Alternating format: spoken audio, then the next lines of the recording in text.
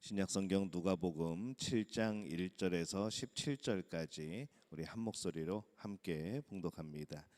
예수께서 모든 말씀을 백성에게 들려주시기를 마친 후에 가버나움으로 들어가시니라. 어떤 백부장의 사랑하는 종이 병들어 죽게 되었더니 예수의 소문을 듣고 유대인의 장로 몇 사람을 예수께 보내어 오셔서 그 종을 구해 주시기를 청한지라. 이에 그들이 예수께 나와 간절히 구하여 이르되 이 일을 하시는 것이 이 사람에게는 합당하니이다. 그가 우리 민족을 사랑하고 또한 우리를 위하여 회당을 지었나이다 하니 예수께서 함께 가실새 이에 그 집이 멀지 아니하여 백부장이 벗들을 보내어 이르되 주여 수고하지 마옵소서. 내 집에 들어오심을 나는 감당하지 못하겠나이다. 그러므로 내가 주께 나아가기도 감당하지 못할 줄을 알았나이다. 말씀만 하사 내 하인을 낫게 하소서. 나도 남의 수하에 든 사람이요 내 아래에도 병사가 있으니 이더러 가라 하면 가고 저더러 오라 하면 오고 내 종더러 이것을 하라 하면 하나이다. 예수께서 들으시고 그를 놀랍게 여겨 돌이키사 따르는 무리에게 이르시되 내가 너희에게 이르노니 이스라엘 중에서도 이만한 믿음은 만나보지 못하였노라 하시더라. 보내었던 사람들이 집으로 돌아가 보매 종이 이미 나아 있더라. 그 후에 예수께서 나인이란 성으로 가실새 제자와 많은 무리가 동행하더니 성문에 가까이 이르실 때에 사람들이 한 죽은 자를 메고 나오니 이는 한 어머니의 독자요 그의 어머니는 과부라. 그 성에 많은 사람도 그와 함께 나오거늘 주께서 과부를 보시고 불쌍히 여기사 울지 말라 하시고 가까이 가서 그 관에 손을 대시니 맨 자들이 서는지라.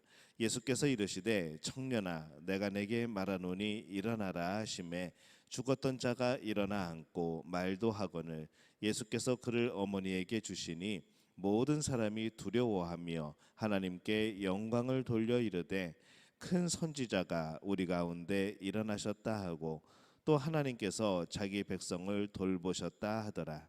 예수께 대한 이 소문이 온 유대와 사방에 두루 퍼지니라. 아멘. 할렐루야. 하나님의 은혜가 오늘 하루의 첫 시간을 주 앞에 드리는 우리 믿음의 가족들에게 함께 하시기를 예수님의 이름으로 축원합니다. 오늘 말씀은 예수님께서 이 백부장의 그런 종과 또 나인성의 과부의 죽은 아들을 살리시는 그러한 내용을 담고 있습니다.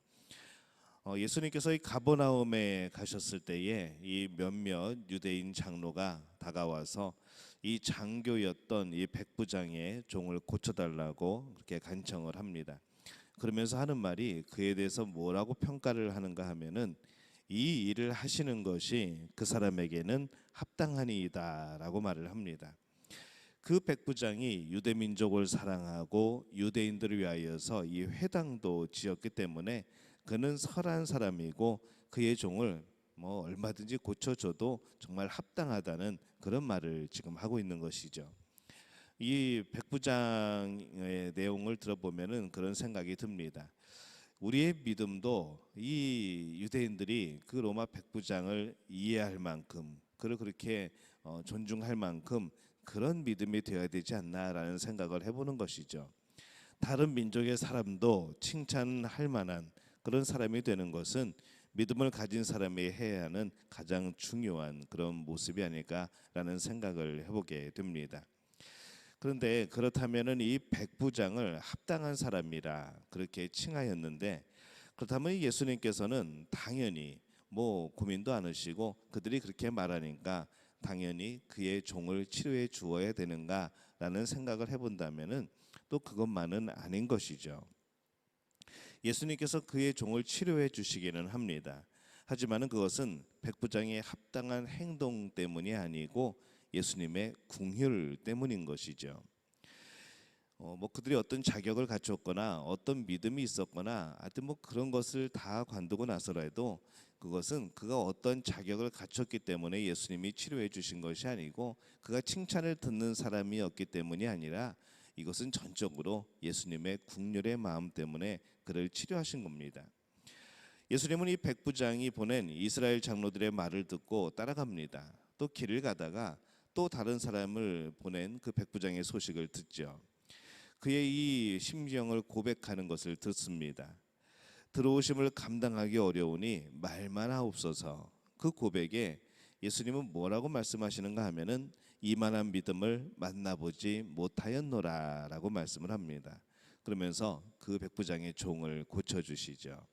오직 긍휼로 고쳐주십니다.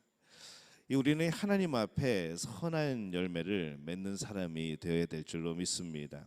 또 충성된 일꾼이 되어야 하지요. 그런데 우리가 이 하나님께 그 무엇인가를 받는 것은 절대로 당연한 것이 아닙니다.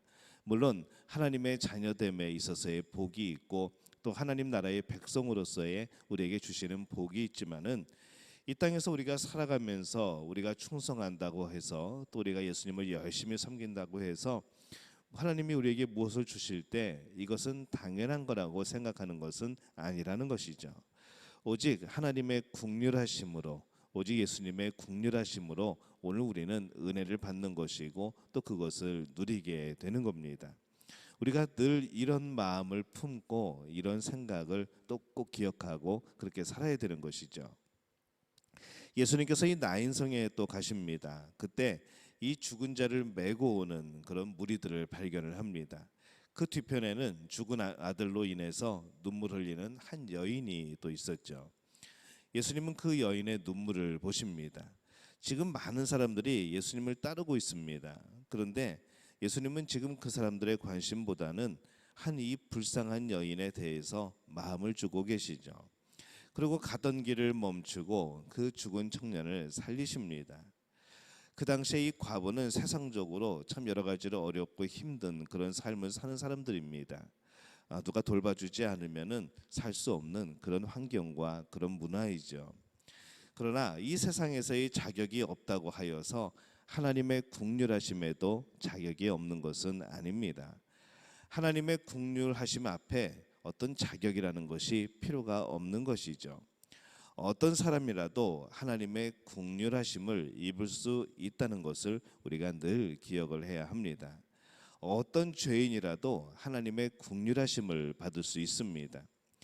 어떤 작은 자라도 하나님의 긍휼하심을 입을 수 있는 것이죠.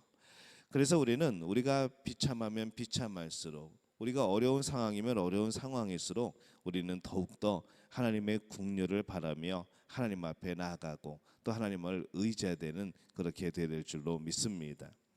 내가 하나님의 긍휼하심을 입을 자격이 없다고 그렇게 생각한 적들도 우리는 참 많이 있습니다.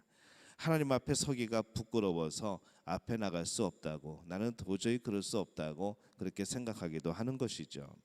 근데 이 하나님의 긍휼하심은 참 크십니다. 이 세상에 그 어떤 죄인도 하나님 앞에 나오는 사람들, 그 사람들을 하나님은 그 긍휼하심으로 안아주십니다. 덕망 있는 백부장도 또 이름 없는 한 과부도 그들이 이 구원을 얻는 것은 오직 믿음이고 그들에게 필요한 것은 오직 하나님의 긍휼하심이었습니다. 그 긍휼은 백부장에게도 또 그 여인에게도 동일한 은혜이고 긍휼이었던 것이죠. 백부장은 덕망이 있기에 적은 긍휼만 있어도 되고 이 과부는 좀 어렵기 때문에 더 많은 긍휼이 있어야 되는가? 그렇지 않다는 것이죠. 동일한 긍휼, 동일한 은혜, 하나님이 주시는 공평한 은혜가 그 사랑이 우리에게 임하고 있습니다. 우리는 이 땅을 살아가게 될 때에 덕망이 있는 그런 그리스도인으로 살아가야 됩니다. 그러나 그것으로 끝나는 것이 아니라 우리는 여전히 하나님의 긍휼하심을 입어야 되는 또한 그런 존재이기도 하죠.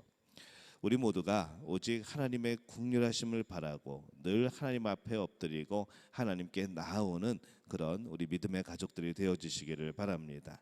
그렇게 살아가게 될 때에 오늘 하나님이 주시는 손길과 붙드심과 은혜와 또 격려, 용서, 이 모든 은혜를 우리가 풍성하게 누리게 될 줄로 믿습니다.